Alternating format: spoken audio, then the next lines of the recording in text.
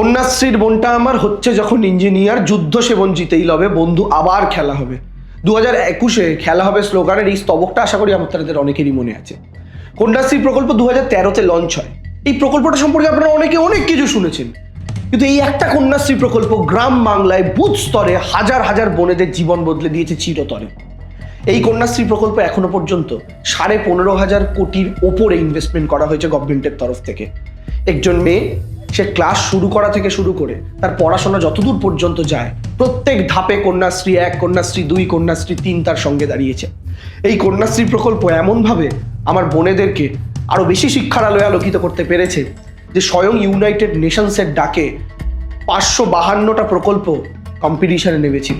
অংশগ্রহণ করেছিল 63টা দেশ।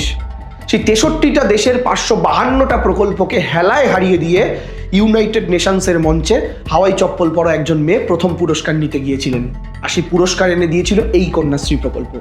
সেদিন বাঙালি হিসাবে গর্বে বুক ভরে উঠেছিল। শুধু একটা পুরস্কার দিয়ে কন্যাশ্রীকে ডিফাইন করা সম্ভব নয়। কন্যাশ্রীর কথা জানতে হলে সেদিনের বোন যে আজকে মাতৃত্বের স্বাদ পেয়েছে তার ডিগ্রিটা একবার দেখে আসুন গিয়ে।